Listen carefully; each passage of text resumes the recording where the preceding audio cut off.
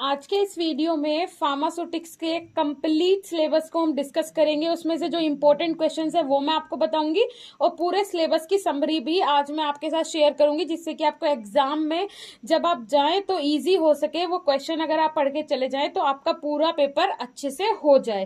Hello everyone, this is Sakshi Rajput and welcome to Udit pharmacy. और आज के इस वीडियो में हम फार्मास्यूटिक्स के सिलेबस को लेकर डिस्कस करने वाले हैं। तो इसमें देखिए, हम सबसे पहले चलते हैं चैप्टर 1 की साइड। तो चैप्टर 1 में दिया हुआ है history of the profession of pharmacy in India in relation to pharmacy education, industry, pharmacy practice and various professional association. Second है फार्मेसी एज अ कैरियर और थर्ड है फार्माकोपिया।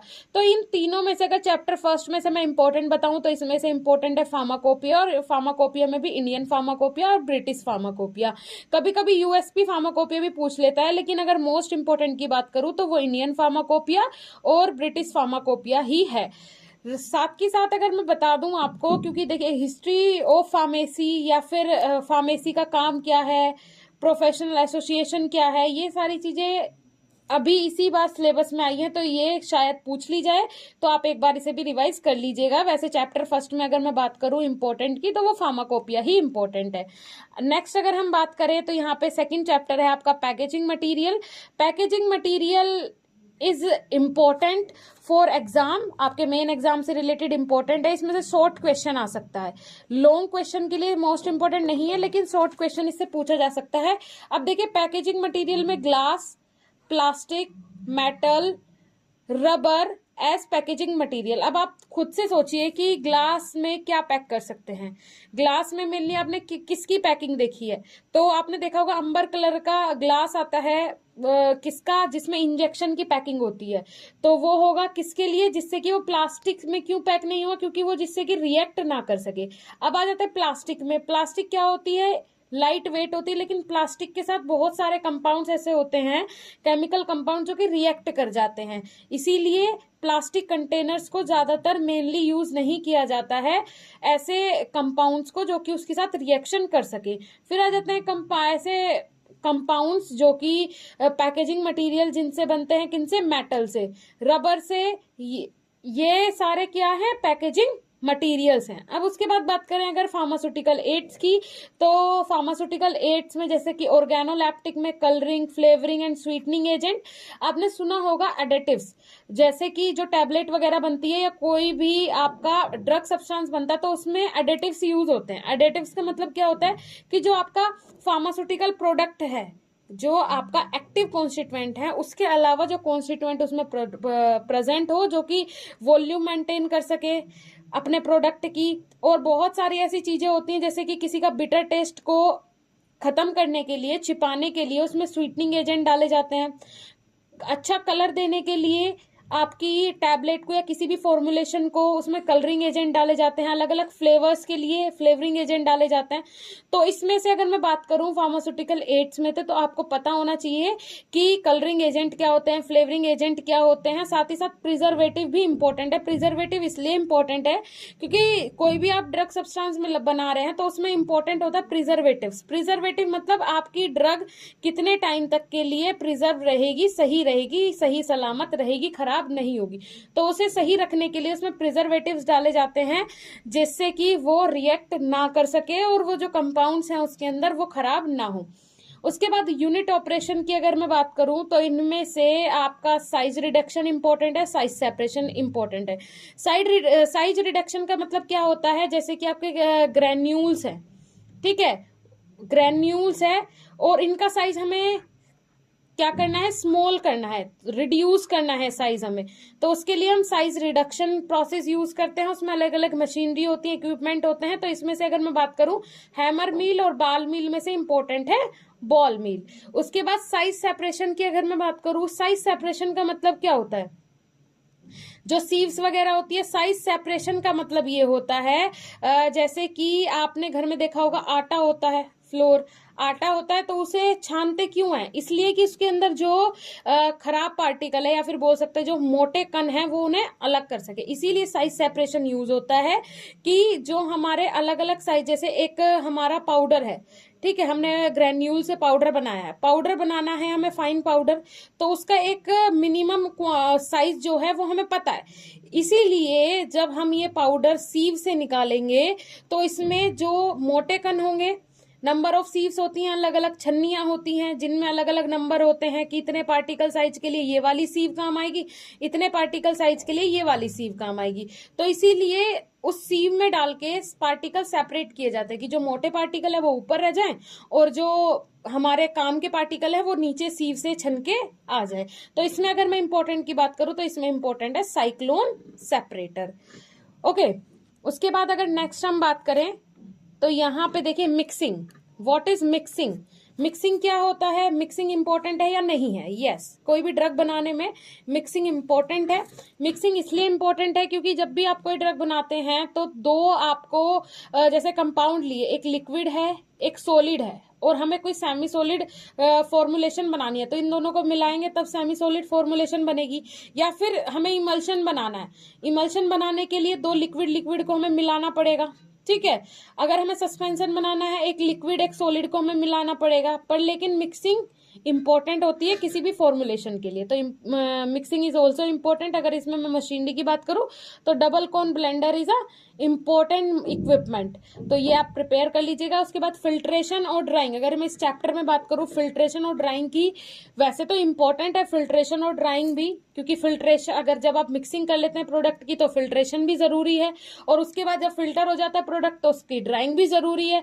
लेकिन अगर मोस्ट इंपॉर्टेंट की बात करें तो इसमें size reduction, size separation, mixing और एक्सट्रैक्शन, ये 4 पॉइंट इंपॉर्टेंट है, तो ये आप प्रिपेयर कर लीजिएगा। उसके बाद अगर हम बात करें टैबलेट की, तो टैबलेट तो इम्पोर्टेंट है ही, मोस्ट इम्पोर्टेंट है। इसमें कोटेड और अनकोटेड टैबलेट आप प्रिपेयर कर लीजिएगा कि कौन सी ऐसी टैबलेट होती है जो कि कोटेड होती है कि उनके ऊपर कोई भी लेयर कोट करके बनाई जाती है, और एक होती है अनकोटेड टैबलेट। अनकोटेड टैबलेट वो होती हैं जो कि डायरेक्ट इंजेक्ट करवाई जाती है, उनके ऊपर कोई भी स्पेशल कोटिंग नहीं होती है। अब देखिए कोटिंग आपने सुना होगा, बहुत सारी ऐसी कोटिंग भी होती है, जैसे कि कुछ टैबलेट ऐसी होती हैं जो कि आपके गैस्ट्रिक एसिड से रिएक्ट करके वहीं पे डिफ्यूज हो जाती हैं, ठीक है।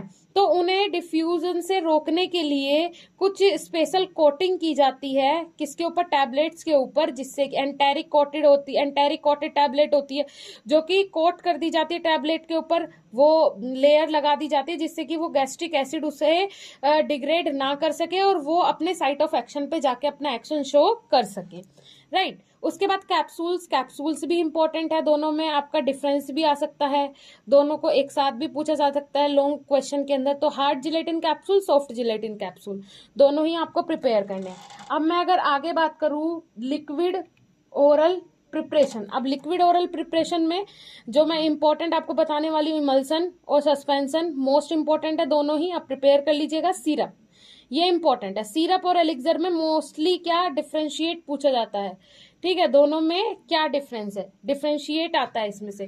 तो इमल्सन और सस्पेंशन, इमल्सन और सस्पेंशन इंपॉर्टेंट है। इमल्सन क्या होता है? दो लिक्विड का मिक्सचर कहलाता है इमल्सन, दो लिक्विड, और वो भी कैसे लिक्विड? दोनों ही अपोजिट लिक्विड का मिक्सचर जो कहलाता है वो कहलाता है इमल्सन। दो टाइप का ये होता है, ऑयल इन वाटर और water in oil type emulsion, ठीक है। एक फेज इसमें वाटर होता है, एक फेज इसमें ऑयल होता है। आ जाते हैं सस्पेंशन की, अगर मैं बात करूं, सस्पेंशन एक लिक्विड और एक सॉलिड का मिक्सचर होता है, दोनों ही इंपॉर्टेंट है, आप अपने मेन एग्जाम के लिए इन्हें प्रिपेयर कर लीजिएगा।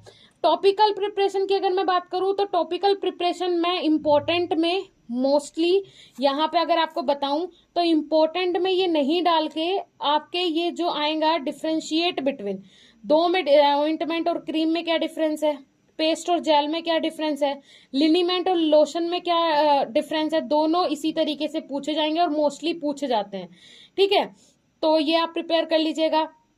उसके बाद अगर मैं बात करूं यहाँ पे powder and granules, powder and granules, तो इसमें जो इंपॉर्टेंट है डस्टिंग पाउडर, इफरवेसेंट पाउडर, ये दोनों पाउडर इसमें इंपॉर्टेंट है, राइट। ऑइंटमेंट क्या होते हैं, क्रीम क्या होती है, पेस्ट, जेल, लिनीमेंट, लोशन, इनमें डिफरेंशिएट ही आपसे पूछा जाएगा, तो ये आप प्रिपेयर कर सकते हैं। अब आ जाते हैं स्टेराइल फॉर्मुलेशन, मोस्ट इंपॉर्टेंट, ठीक है, जिसे आप ऑप्थेल्मिक प्रिपरेशन भी बोल सकते हैं, इंपॉर्टेंट है बहुत, जैसे कि आई ड्रॉप, ईयर ड्रॉप और ऑइंटमेंट, आई ऑइंटमेंट, ये सब क्या होता है, स्टेराइल फॉर्मुलेशन होती है। ये ऑप्थेल्मिक प्रिपरेशन आप इन्हें बोल सकते हैं। देखिए ये प्रिपरेशन ऐसी प्रिपरेशन होती है जो कि कंप्लीटली स्टेराइल करके बनाई जाती है। स्टेरिलाइजेशन क्या होता है, स्टेरिलाइजेशन एक ऐसी प्रोसेस होती है जिसमें हम किसी भी ऑब्जेक्ट को, किसी भी प्लेस को पूरी तरीके से माइक्रो ऑर्गेनिज्म से फ्री कर देते हैं, वो प्रोसेस कहलाती है स्टेरिलाइजेशन प्रोसेस, ठीक है। तो ऐसे प्रोडक्ट जो कि कंप्लीटली स्टेराइल होके बने हो वो कहलाते हैं आपके स्टेराइल फॉर्मुलेशन। इनके लिए चैम्बर अलग होता है इन प्रिपरेशन को बनाने के लिए, और इनके लिए जो मेथड यूज होता है प्रिपरेशन का वो भी अलग यूज होता है। उसके बाद इम्यूनोलॉजिकल प्रोडक्ट में अगर मैं बात करूं, इम्यूनोलॉजिकल प्रोडक्ट मतलब ऐसे प्रोडक्ट जो कि आपकी इम्यूनिटी को स्ट्रॉन्ग करते हैं। तो इसमें इंपॉर्टेंट है वैक्सीन, और इसमें वैक्सीन का मैन्युफैक्चरिंग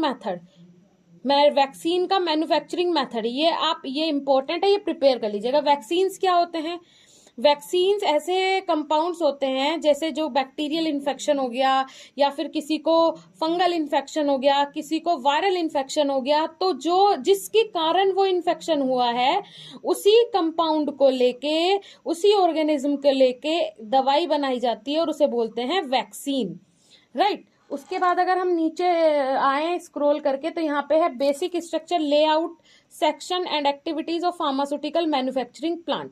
तो यहाँ पे देखिए quality control and quality assurance दोनों ही इंपॉर्टेंट है, क्वालिटी कंट्रोल और क्वालिटी एश्योरेंस, यहाँ से क्वेश्चन आएगा ही आएगा, इंपॉर्टेंट है ये। क्वालिटी कंट्रोल और क्वालिटी एश्योरेंस में क्या डिफरेंस होता है, देखिए जीएमपी, गुड मैन्युफैक्चरिंग प्रोडक्ट्स जो होते हैं उनकी क्वालिटी कंट्रोल कैसे की जाए और क्वालिटी एश्योरेंस कैसे किया जाए।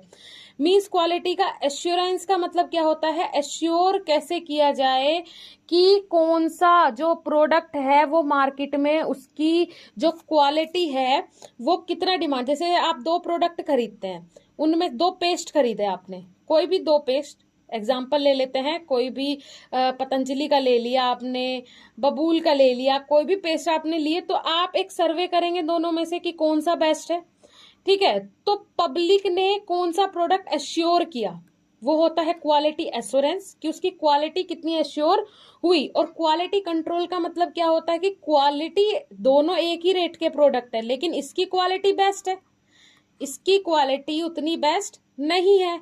तो यही चीज है कि क्वालिटी कंट्रोल की जो आपका कस्टमर है उसके लिए वो प्रोडक्ट जो है वो सही है या फिर नहीं है, ये सारी चीजें भी एश्योर की जाती हैं किसके अंदर, क्वालिटी कंट्रोल और क्वालिटी एश्योरेंस के अंदर। उसके बाद नोवल ड्रग डिलीवरी सिस्टम, जो नए नए डिलीवरी सिस्टम आ रहे हैं ड्रग के, वो भी आपको यहाँ पे डिफाइन करने हैं, और ये भी है इम्पोर्टेंट, ये इम्पोर्टेंट क्वेश्चन है। नोवल ड्रग डिलीवरी सिस्टम अभी आपके सिलेबस में ऐड हुआ है, इसका मतलब ये नहीं है आएगा, ये इम्पोर्टेंट है, इसका मतलब ये है कि ये आएगा। Novel drug delivery system important है, नए जो डिलीवरी सिस्टम ऐड हुए हैं अपने मैन्युफैक्चरिंग में या फिर फार्मास्यूटिकल में, वो सब इसके अंदर आएंगे, राइट। तो ये हो गया आपका पूरा सिलेबस फार्मास्यूटिक्स का। होप सो आपको समझ में आ गया होगा क्या इंपॉर्टेंट है, क्या इंपॉर्टेंट इसमें से नहीं है, और बाकी जो इंपॉर्टेंट नहीं है वो भी आप एक बार रीड करके जरूर जाइएगा, जिससे कि अगर कोई ऐसा क्वेश्चन आ जाता है बैड लक से कि जो मैंने इंपॉर्टेंट नहीं बताया है, वैसे तो जितने इंपॉर्टेंट बताए हैं सब उसी के अंदर से आने वाला है, लेकिन आपको कम से कम ये पता हो कि हाँ उस क्वेश्चन का मतलब क्या है, वो होता क्या है, और आप उसके बारे में लिख सकें। जितना मैंने बताया अगर आप इतना प्रिपेयर कर लेते हैं तो आई एम श्योर कि आप 80 से 85